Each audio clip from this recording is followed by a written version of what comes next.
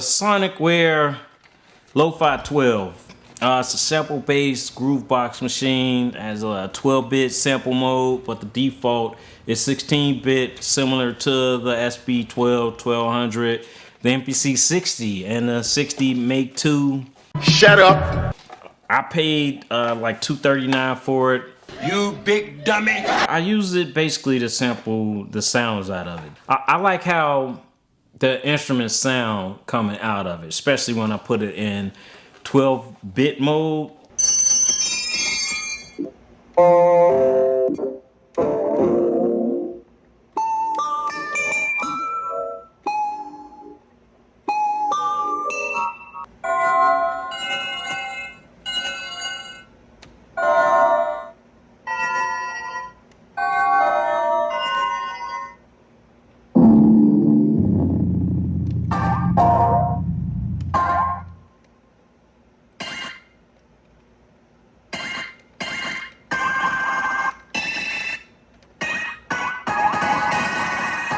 Let me see, the build quality is very plasticky. It's like a toy. Sample time, 4 seconds sample time. The knobs are kind of strange on here where you have to find out where the value is before you can change it. So you have to twist the knob both ways before it changes. So just say if your BPMs are on 90 and you go to a different parameter, you may change it and then you come back. You have to find that 90 before you could change it by twisting the knobs. Let me see, 16 patterns can be stored in a single bank. It has 4 banks. The workflow on this it's a lot different than the MPC. I've heard some people say it's like a little mini ASR, but I had that ASR X. That was my very first drum machine back in 2000, I think. Before I got frustrated with that, and I just saved and got the MPC 1000 before I started using that with FL Studio and Ableton, even Reason back in the day. So I've used pretty much all the DAWs. I've used Logic. I recorded a whole album in Sonar. I know a lot of people don't use Sonar anymore. Does it even exist still? You can save your patterns up to 64 patterns. It's not much to really say about it. I'm gonna show you making a quick beat.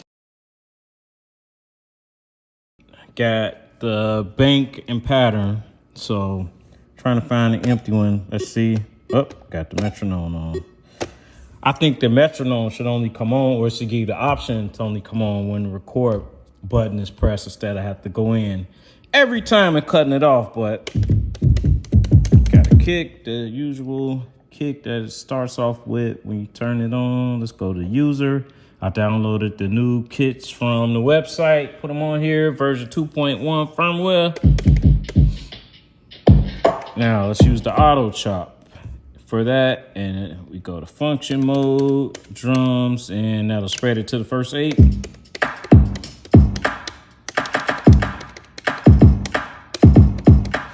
All right, let's get the,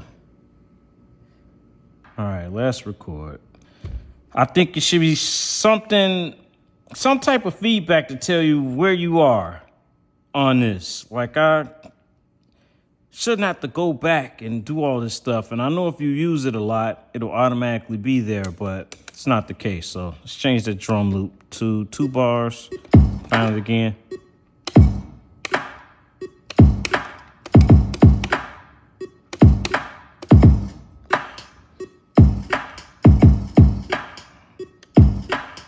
Cut that.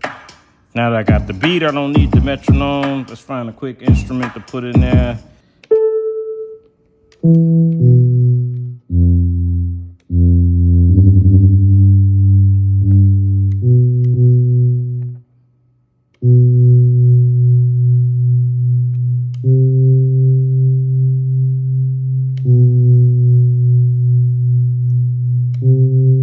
Let's go with that.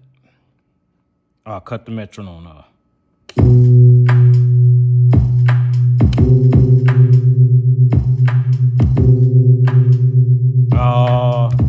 10th again.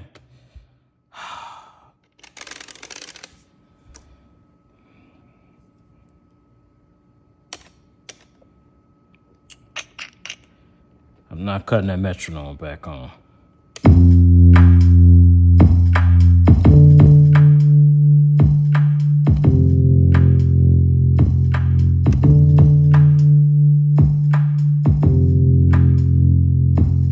I messed up, but I'm gonna use it as a bass. So let's go to track 3. Let me add some hi-hats to that. And I could use the hi-hats and add it to the very first track, but I like to individually cut my hi-hats up and down. I record the kick and the snare together. Metronome I need to cut up.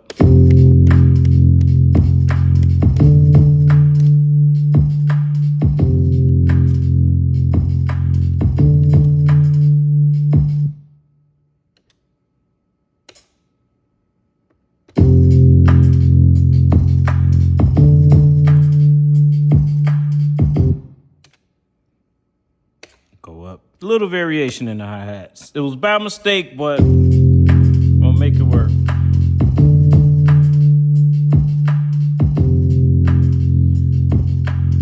All right, now bear with me.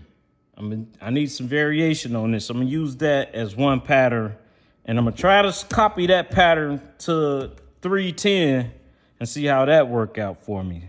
So it's on 9. It didn't work. Save. It's on 9. 10. It says done. Still says 9. But then pattern 9. I guess I just saved it for the first time on 10 because I never saved it on 9 when I was making it. And that should probably be another thing. It should auto save, but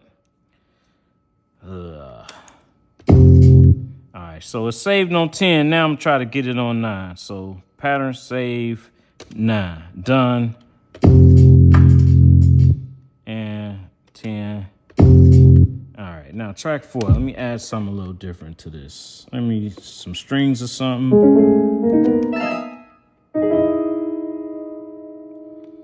All right, I'm gonna remember the length first on this. 32. I like that one right there. Metronome, go.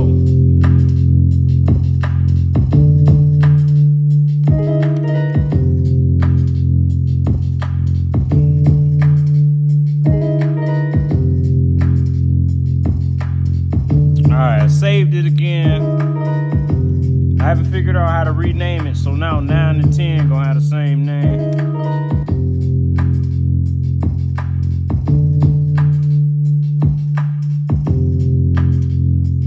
Stop that. And let me see. Laid back, should be shift. Get some lazy drumming. I wonder if that just applied to that track. Get the drums lazy.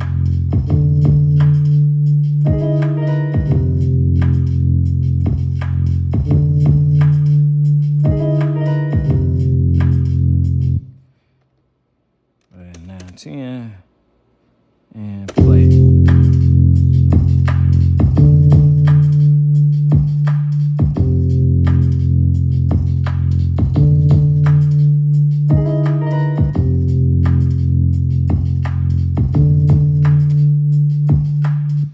And that's as far as I've gotten as of yet. This thing is this instrument, this groove box is very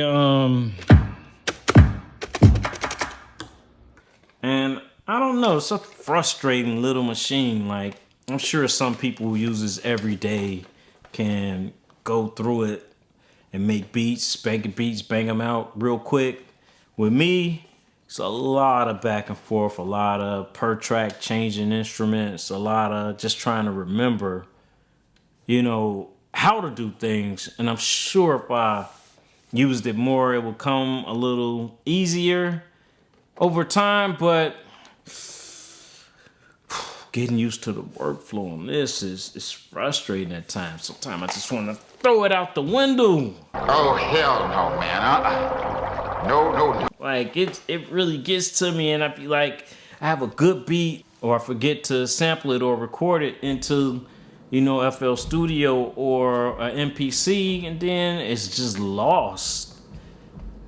Like it takes a lot. The workflow takes a lot of getting used to. So that's it for the Lo-Fi 12. Thanks for watching.